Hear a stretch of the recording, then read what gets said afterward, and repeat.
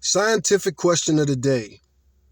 Is it healthier to walk when you make the least amount of noise, or to make the most amount of noise? I'm posing this question to the YouTube community because I asked Siri this morning that same question. Siri led me to a Quora page where novices or whatever, they answer the question.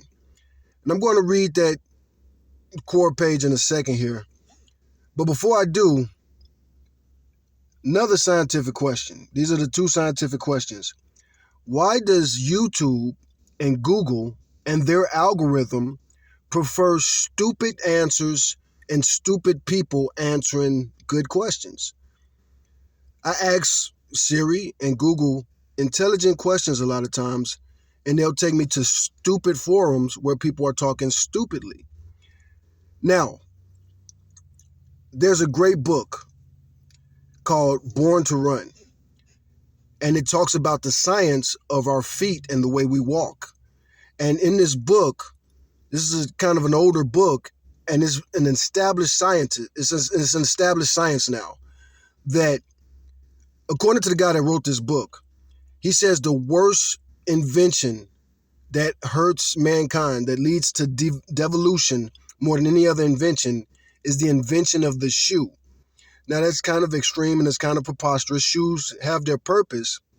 However, he goes into this book and he talks about a tribe called the Tarahumara tribe.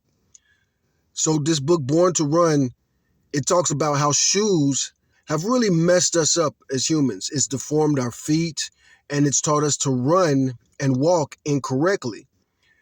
And when he talks about this tribe, the Tarahumara, I suggest you look this up. Again, the name of the book is Born to Run. Great book.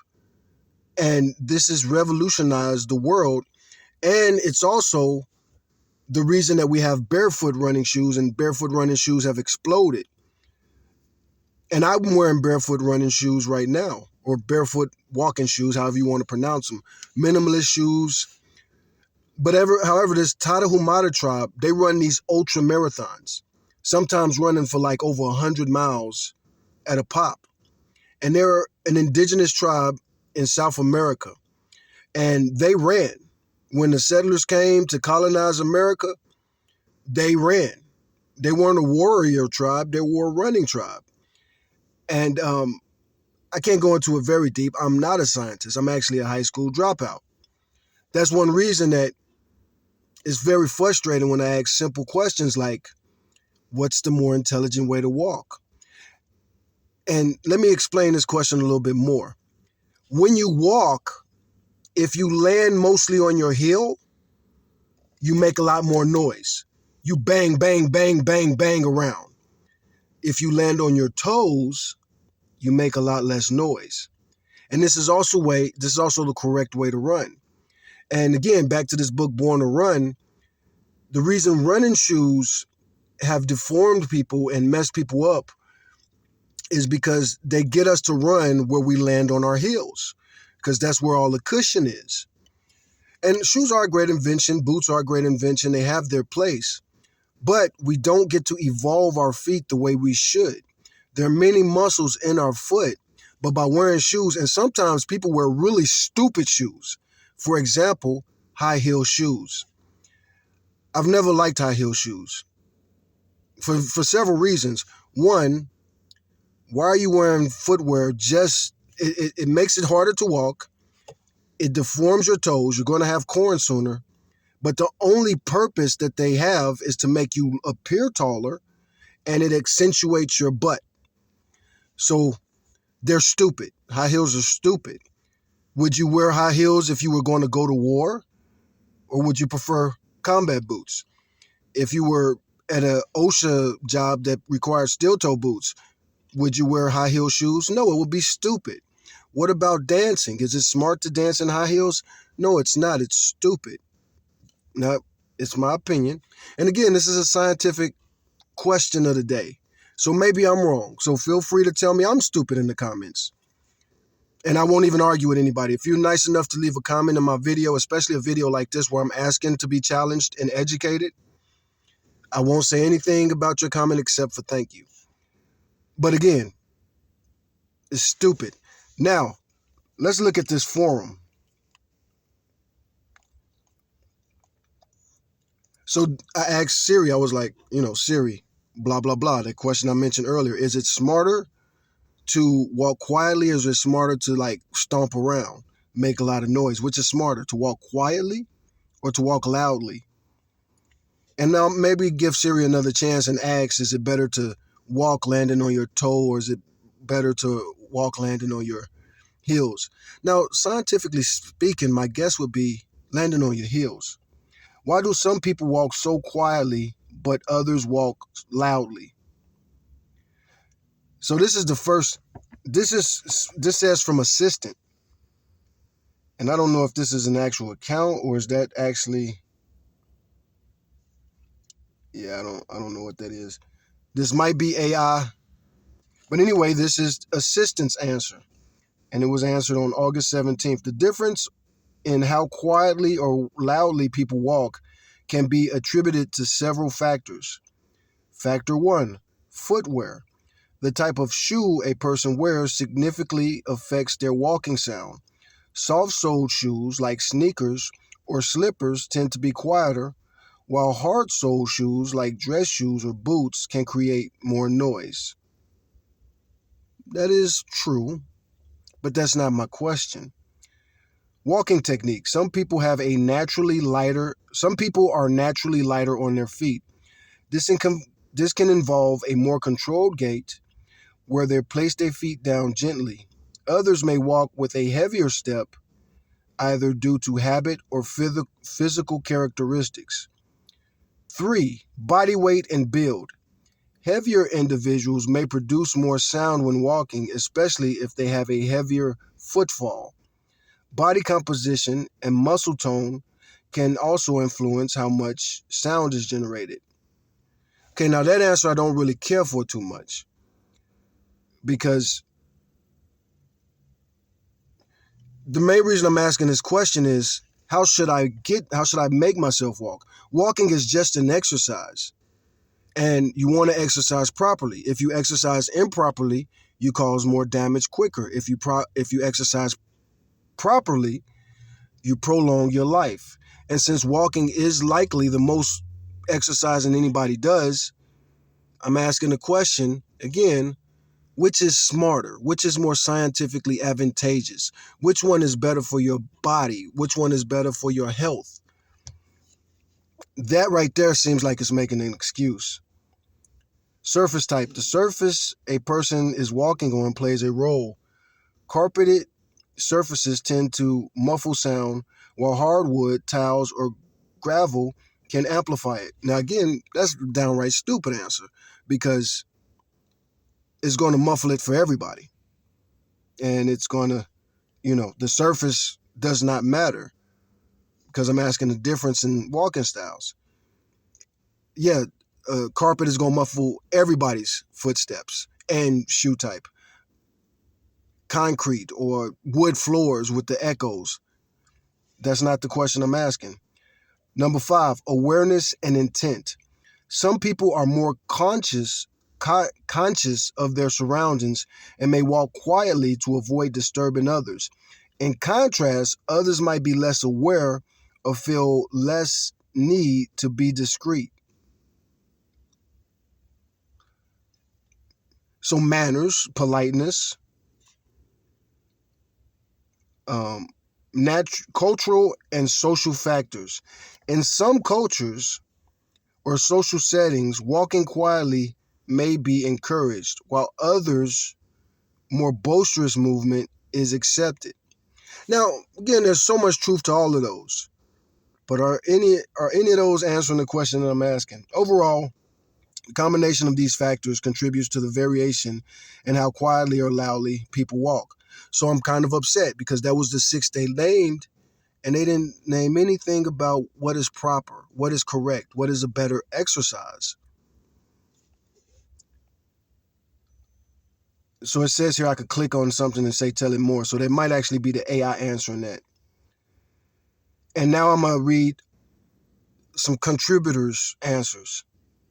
This guy named Shaggy, he says, I learned to be swift and quiet when I was young, mainly because home life wasn't great, and I didn't want to be on the receiving end of a yelling match should I be heard. You learn to keep yourself and become quiet, mindful of your surroundings. Not a bad answer, but again, not answering my question. This person, Hillman, I always walk quietly, but when I began to find my gift as a runner, it went to another level. I don't remember exactly when, but probably as a college athlete. There was an epiphany of mind and body. Run over the ground, not on it. But be warned, once experienced, you will forever chase it. Run over the ground, not on it. Okay? Seemed like something you could think about, maybe meditate on that. Sometimes people learn to walk quietly, and sometimes it's the way their hips and knees work that make them walk the way they do. I've always walked quietly, but my daughter stomps around like a club-footed cow. LOL. I love her, but Lord, she's loud. She has her dad's legs and hips, and I have my dad's, and my dad always was a quiet walker too. And we'll read one more. Wait, let me see. Will we read this? Yeah, we'll definitely only read one more because this person wrote a book. So this is from Suresh Ball. One, I don't like this because it seems like this person is going to say the same thing. I have been an observer since childhood, and quite early on, I observed that depressed and negative people made the most sound when walking because they feel it to be too much of an effort to put while walking, effort for which they don't have energy for, quite literally carrying the weight. While stompers carry repressed anger and inferiority complex, they feel like they have to announce their arrival by making noise, else no one notices them or they feel invisible. So, an attempt to be noticed or to make their presence felt. I would watch my dad growing up, and you would never know when he was near you because he would be so quiet. Fathers tend to be quiet around their children. Well, respectful fathers, not the red pill type. They gotta, be all alpha. But if you respect your children and your house and your wife's house and your woman's house, you'll be quiet around them. House is for peace and quietness. The outdoors is for the outdoorsness, you know. I'm just throwing that theory in there. Maybe your dad was quiet around you because he respected you and the home. And also, this seems like a Middle Eastern name or maybe even Asian. And of course, we know Asians are much more likely to take their shoes off in the house. Anyway, I would catch my dad growing up. I would watch my dad growing up, and you would never know when he is near you because he would also be so quiet. And I would think about these things, and I developed a habit of being quiet, not that I ever made any noise. And I've given many unsuspecting compliments on my walk, and mostly labeled elegant and graceful. When I come across the stompers, entire behavior makes me recoil and cringe. I find it very unattractive in any person, kind of communicating to me a lack of grace, kindness, compassion, and empathy. This makes a lot of sense, but it's deep, boy. They're going deep. And that the individual carries a lot of baggage, repressed anger, and frustration, all of which proves a person to not be fit for any healthy relationship, be it friendship or anything. You know what? And as I read that and I think about it, I have to say I agree. I do have to say I agree. The more I think about, like, negative people, depressed people, frumpy people, they do like stomp around. It could be two things. One, they either stomp around or they drag their feet. A person that wears their shoes down unevenly, this is something that's, this is not new, not just from reading this, but you got to be aware of a person that wears their shoes down unevenly because they are abusing their own body. You should walk correctly. You should definitely walk correctly. And that's something too, like you notice some people, they wear down the inside of their shoes quicker. They wear down the outside of their shoes quicker. So, yeah. And I've gone through depression, and when I wasn't depressed, when I was a happy young man, I wore down the front of my shoes a lot quicker. And it's leading me to the thought of it is healthier and better to land on the the the ball of your foot. So you got the heel of your foot, you got the just like your hand, the heel of your hand, the ball of your hand, and then your toes. So you want to like land on the ball, lift with your toes. Land on the ball, lift with your toes. That's the proper way to run. At least I think it is. I might be wrong. Correct me if I'm wrong. But there's many more answers here.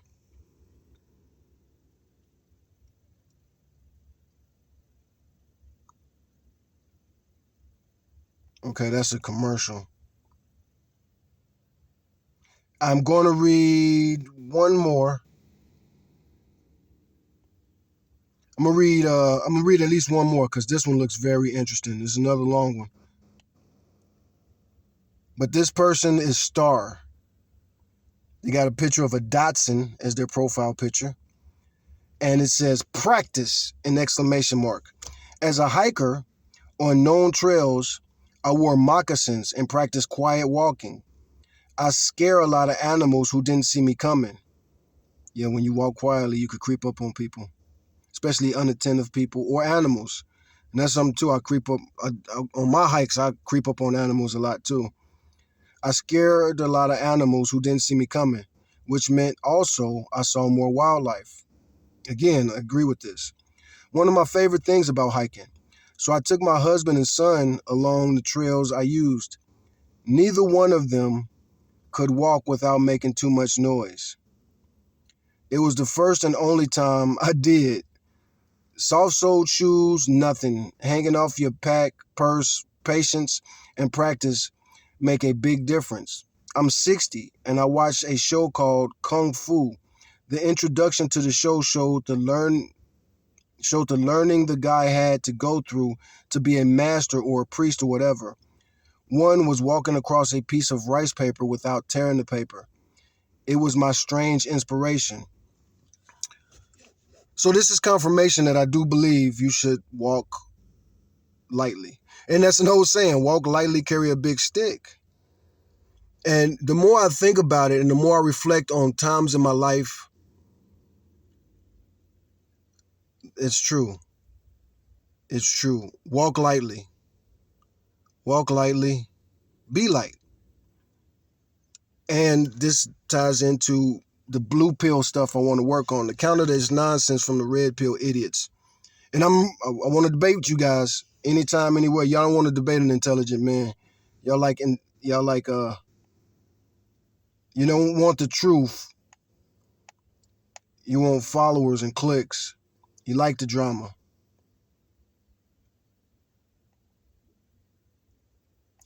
And I gotta read this one.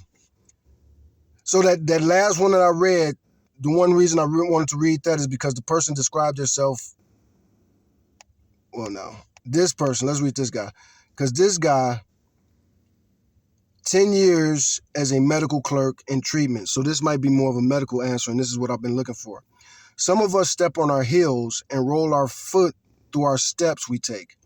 That can be pretty loud. That's one thing I was saying.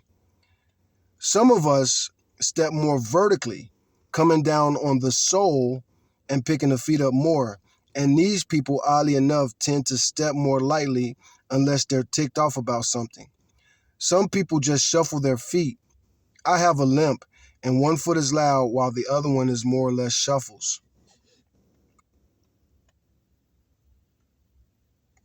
I gotta read this one. He stops off with a word I was really hoping to find here. Why do some people walk loudly?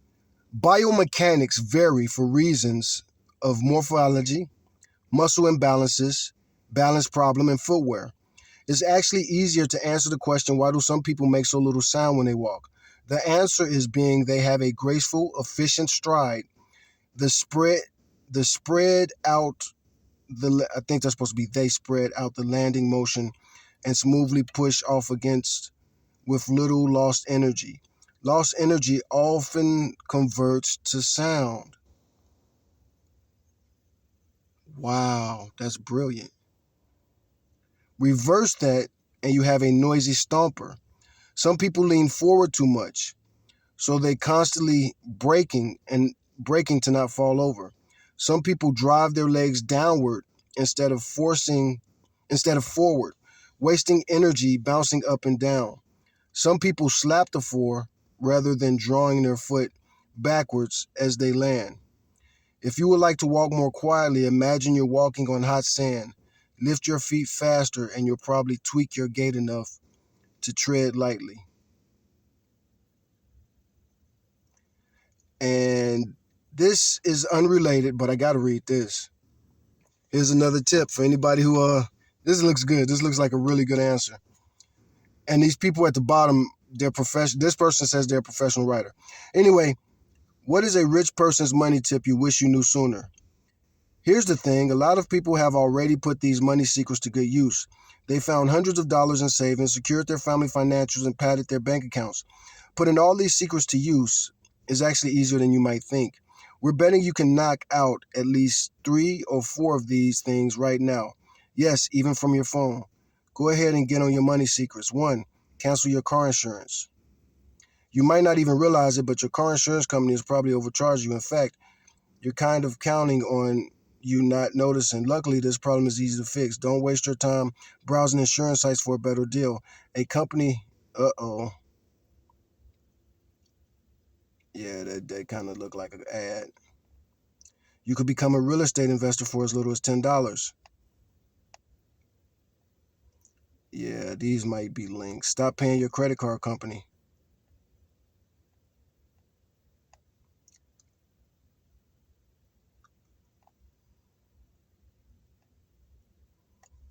I'll have to vet this before I read it because it is way too many links up in here. Is this sponsored?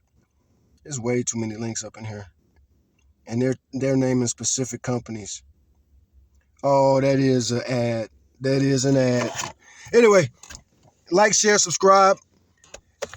Help me get to 100 subscribers. That is my goal for the end of the month. Like, share, subscribe. Walk lightly, carry a big stick. And watch out for the suckers and busters and the red pillars. Take your blue pill. Don't take no pills. Don't take no blue pill. Don't take no red pill. Be yourself.